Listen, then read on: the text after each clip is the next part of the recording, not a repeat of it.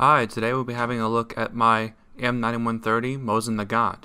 The gun's origins date back all the way to 1891 when it was adopted by Imperial Russia, but this rifle is far more synonymous with the Soviet Union, as it was the standard issue rifle for the Soviet Union during World War II. This particular rifle was made in the Ishvesh arsenal in 1941. That was the year the Nazis launched Operation Barbarossa, the invasion of the Soviet Union. The 9130 is a full-size infantry rifle, even for its time, with a 29-inch barrel. The magazine, which is an inline fixed magazine, holds 5 rounds of 7.62 by 54 rimmed ammunition. It's a full-power rifle round that is still in common use today in the former Eastern Bloc countries and elsewhere, and it's one of the few rimmed rifle rounds that you will find in common use today as well. The back of the rifle is using a standard steel butt plate, which is a little miserable when you're shooting from the bench. The rifles are relatively crude, as were most rifle sights at the time. You have a rear notch that can be graduated out to 2,000 meters.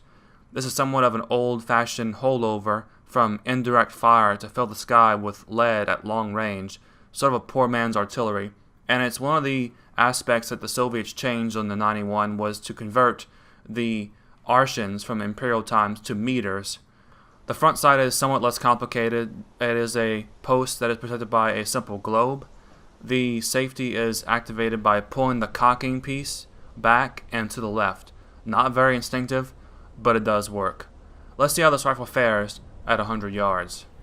You know, the Mosin Nagant is probably the most reviewed rifle here on YouTube, and I'm not sure if I can tell you any more about it that you already know. But one thing I don't like about a lot of Mosin Nagant reviews is the general lack of groups firing at actual paper, actually hitting stuff instead of trying to rapid fire the gun or shooting at steel targets. We're going to shoot some steel targets later, but I want to fire 5 at 100 yards to see what my group is. I notice I have to aim quite low in order to hit it. The grouping is a little weird between 50 and 100 yards, but let's give it a go. Take my time. Hopefully the camera can catch those hits.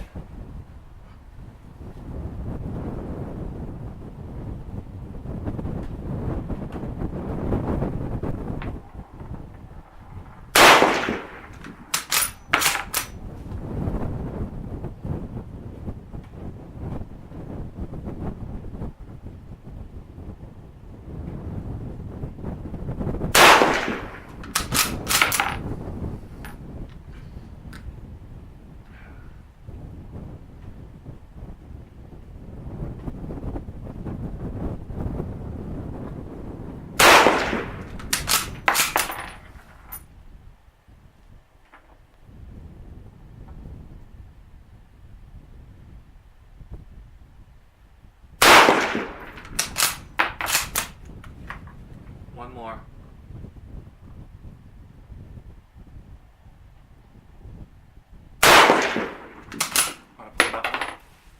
Let's check it out. Alright, we're at 100 yards with our Mosin Nagant. The aiming point was down here at the very bottom. We have 1, 2, 3, 4, 5. That's not too bad of a little group. That's 4 inches even. General purpose, that's about what to be expected out of a Mosin Nagant without good hand loads or match grade ammo.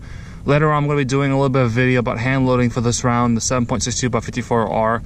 But needless to say, this is what you can generally expect.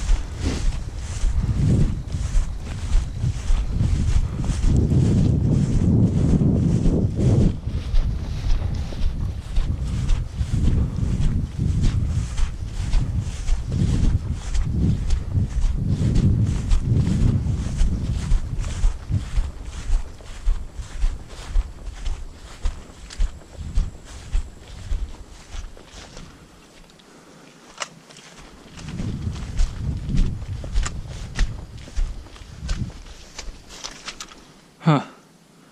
Well, that won't do much.